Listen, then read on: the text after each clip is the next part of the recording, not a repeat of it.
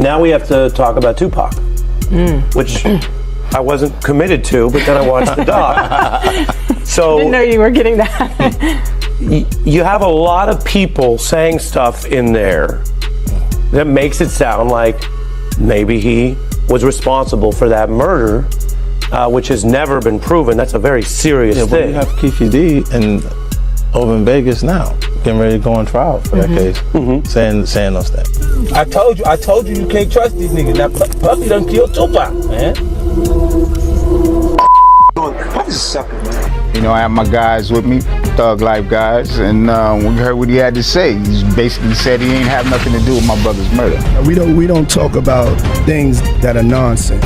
You think he was lying? Quite possibly, and it's kind of looking that way.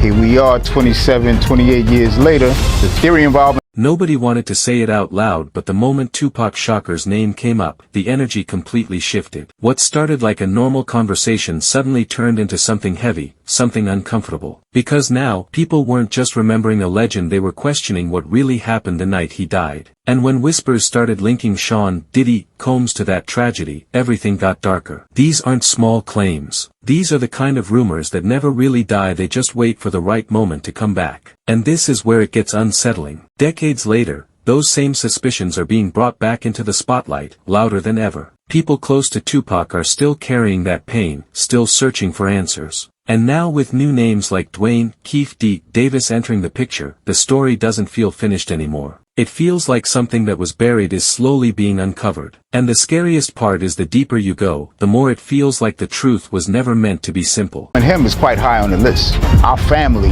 you know, we still suffer. He was all wrapped up, but he was still shaking. So do you think Puffy was involved in the shooting? Only they can answer that question. I have my own opinion, but I wouldn't slander their name like they did mine. I wouldn't say things that I knew, you know what I mean? I believe so. I do believe so. I have proved things that I could say that will back up my claim, but this is not for the world to know about. You know what I mean? It's between me and him, and only he knows. So every time he say it didn't happen, or that's the only thing that makes this become an issue to everybody. See me fail, and in my mind sometimes when I'm drunk or I'm just laying down, I'll be thinking like, damn, is this true? Will I fail? Am I supposed to fail? I mean, should I just stop trying to give up?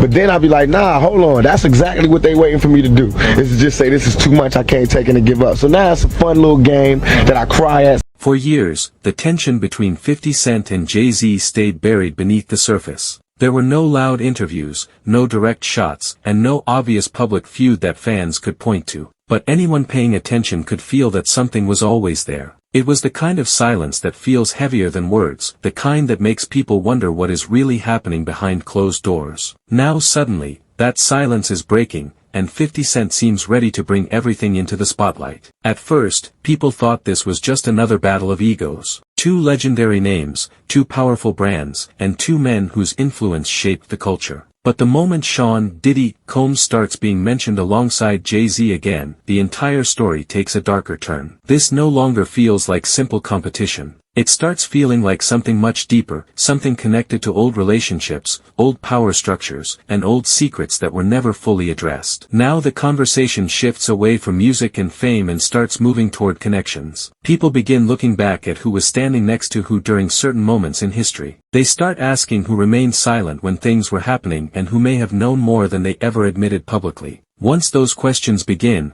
they keep multiplying. Every old photo, every old interview, and every past alliance suddenly starts looking different through today's lens. What makes this even more intense is the fact that public opinion around Diddy has already changed dramatically. The same industry figure who once represented power, luxury, and dominance is now being viewed with suspicion by many people. Once that image cracks, the shadow spreads quickly. Anyone whose name is linked to him, even indirectly, starts getting pulled into the conversation. That pressure alone is enough to make old stories resurface. What happened next shocked everyone because stories that once sounded like celebrity gossip are now being revisited with a completely different tone. Accounts of wild parties, questionable behavior, and uncomfortable moments that people once brushed aside are now being looked at seriously. Things that were once laughed off as industry rumors now feel darker and far more disturbing. Suddenly, people are no longer dismissing those stories as noise.